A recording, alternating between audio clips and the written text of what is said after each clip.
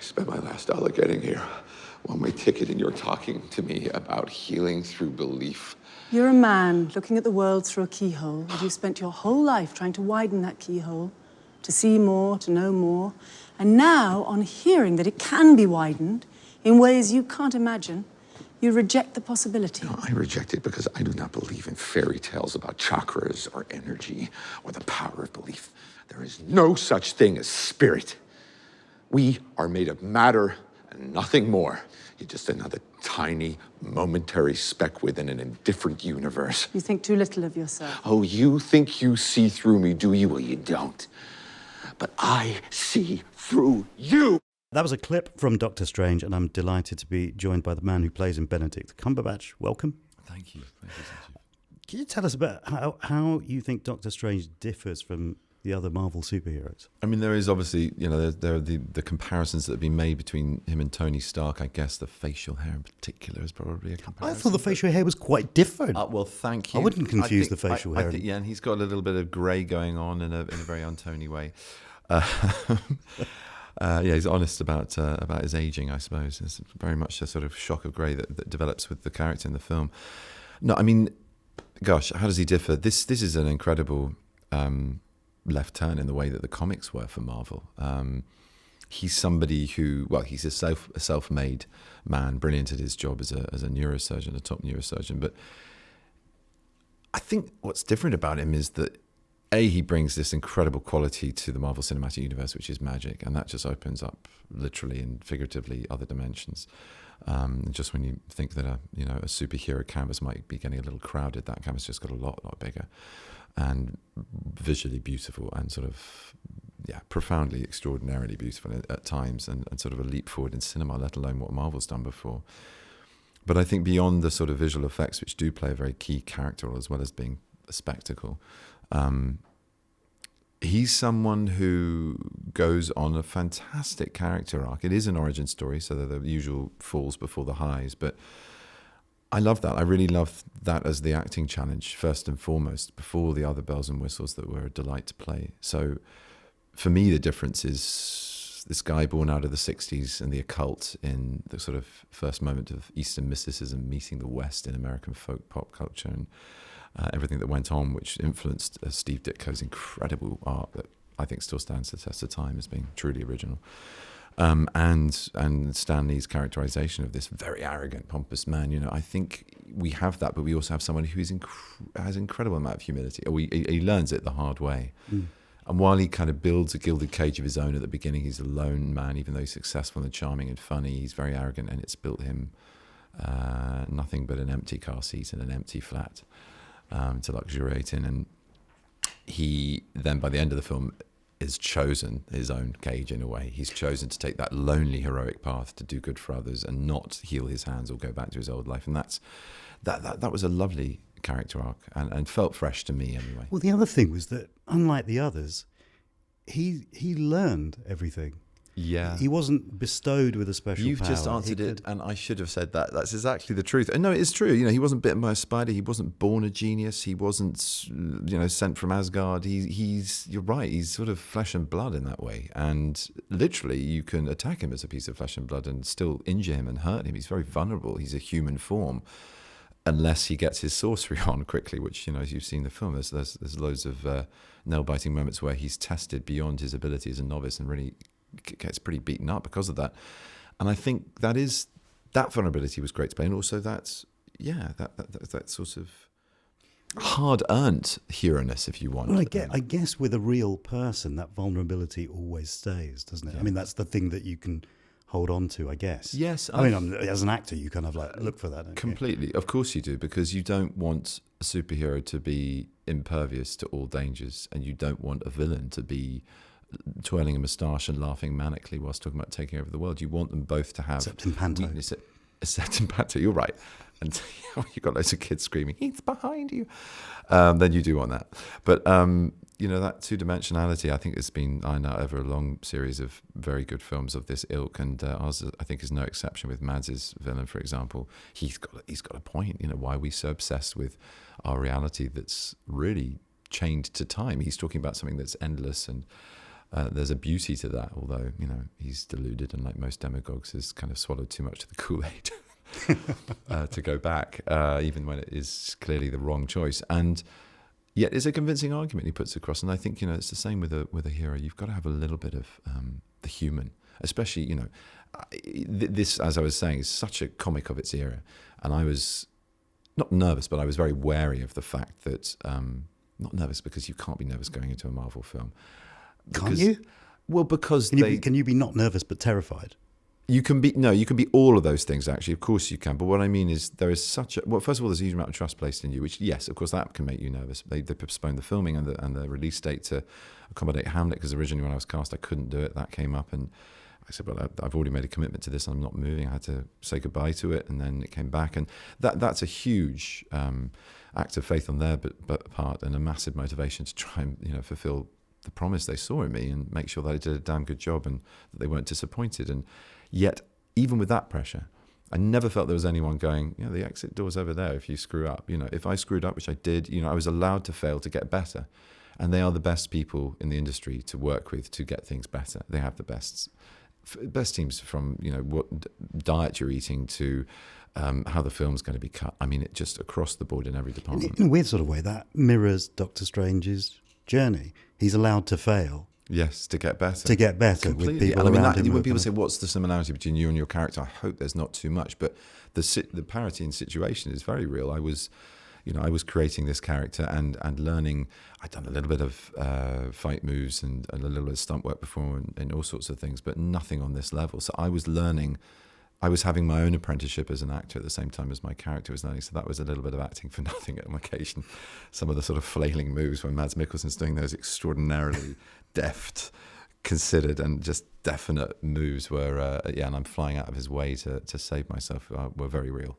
I mean, in terms of research then for something like this, what areas in the interest of transparency, I have to say that my wife plays one of the surgeons in a couple of the scenes. Yeah. Apparently, it's a film about surgery, and then there's some special effects. Apparently, I don't know. Yeah. So I kind of verified with her several things about you on set. I'm just laying that out open. What did she say?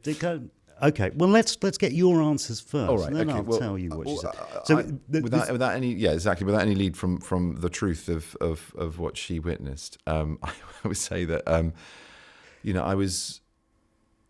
you're as concerned when you're playing a fictitious hero like this to do justice to his iconic status as it's known, but also when you're playing a character that begins the story as a neurosurgeon, when we're in a world where neurosurgeons are real superheroes of medicine, you want to get that right too. So I read a couple of books, Do No Harm. I read another extraordinary book called When Breath Becomes Air, which is as much about morality and ethics actually as they are about the day-to-day grind and how you build an education and then a career to become a neurosurgeon, all of which fed into biography and any kind of idea I had about, the previous circumstances of this character we meet in the film at the height of his profession.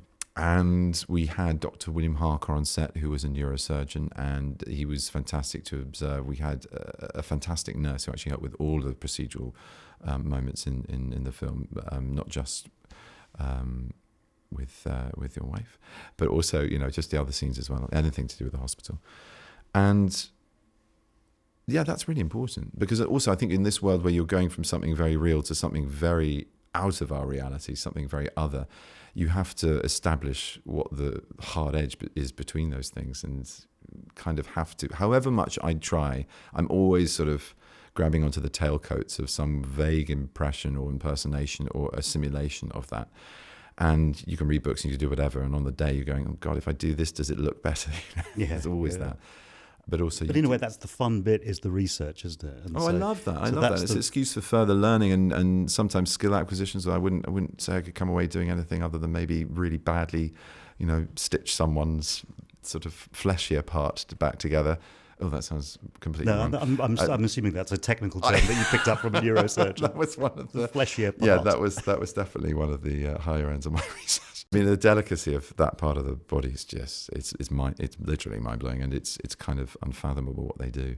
I mean, that's the beginning of the film where we kind Yeah. of see Steve Strange. That would have been the enough neurosurgeon. for me. I mean, what a great thing to try and tackle. And he's a complex character at that moment as well. But then when he moves into this kind of like, he has a horrific accident, which is quite incredibly realised, actually. The kind of car accident crash is is- kind of quite extraordinary. Yeah. Incredibly visceral. You're getting comfortable with this guy who's a little cocky but still fun and witty to be around, and he's kind of, everything is in control, and then it goes out of control with no warning, and it's so sudden. Yeah, it's brilliant. It's brilliant.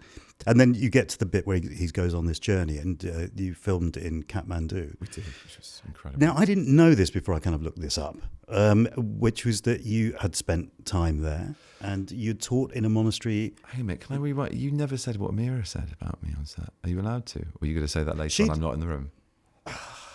I was hoping that You might gotta be a get away with spin-off, that. to be quite honest. I've got a book deal, what Mira said about Benedict Cumberbatch, because there's two Benedicts in the film. Yes, although Wong did not appear in the Cumberbatch part of surgery. No, he didn't. makes sense. No, well, you're not wrong. We can cut that out. I know Wow. that's a terrible Wow. joke. Oh, come on. You were expecting me to do that, weren't you? So good.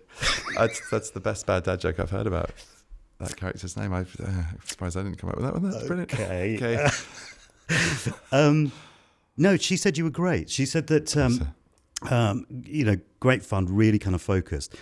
One of the things that she kind of said, and this is an actor question to another actor, really, Yeah. was about how you stay in the right headspace. Yeah. So one of the things she said was that you kept your accent. Yeah. Was that morning till night? Did you? Yeah, completely. I mean, I used to go home in the car, and I was still talking to Julian, who was my driver, and just halfway through the journey, stop! I got to stop the accent. It's getting it's ridiculous. I can't, and that was good because it needed practice. This is a largely English cast on a very English studio. It was in Longcross. And mostly English crew. I mean, it really was Scott and a couple of the producers and Rachel, who's, as people know, Canadian, although playing American in the film. But still, it was a rarefiedly English world for a film of this sort. So it was important to me. But how did you? So when you break for lunch, you go to catering. Did you have a catering truck? It's not a catering truck. Very good. I mean, Was it? fed all the time, and I was eating the 5 meals, the obligatory, bulking diet. Wow. So the press envious. ups and pull ups. So in those moments when you then break from being focused on the film and you have to go back into it, did you what did you do to get back into it? Did you have a playlist? Did you music? Yeah, playlist is very good for all of that, and especially for him, he's a real musophile. I mean, I can. That's another area of expertise and research that I really kind of went to Scott on. To be honest, he's a man who really knows his music. But yes, there were a couple of things that I'd sort of clue back into to listen to, but also I practice, and I practice with Sarah Shepherd. I'd run dialogue with her, who's the dialect coach, and just keep sort of problem solving the scenes, and that was the main thing, just getting back on the set and being him. I really enjoyed it. Oh, good. And so Good. I'm taking my son to see it. Next series of Sherlock, when might we see that? Sometime in the new year is what I'm at liberty to say. I mean, the TX date is always down to the bods at BBC Central, so I won't say anything about that because it's their thing. But there is more. You're known by different names in China, aren't you? Yeah. What are you? I'm known as Curly Fu. But I'm also known as Benedict. And they were really adamant. It was interesting. In Hong Kong and Shanghai, they were really adamant. They said, they got in contact with the mum and said, please, can you ask the journalist not to call him by that nickname? He is known, that's a nickname for one role. He's also known as Benedict because he does so many other different roles. And I was very flattered and cheered by that because it's fun having a nickname. And it's harmless.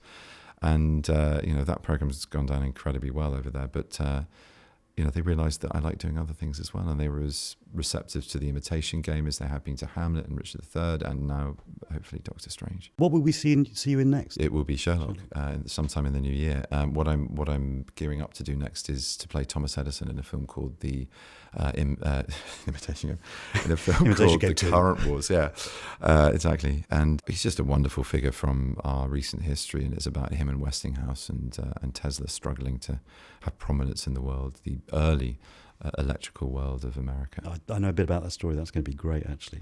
I was going to say sheer, Curly Fu. Sheer. But, Sheer. why don't I just say thank you very much, Benedict Cumberbatch. Thank you very much, Sanjeev. Lovely to see you. Thank you.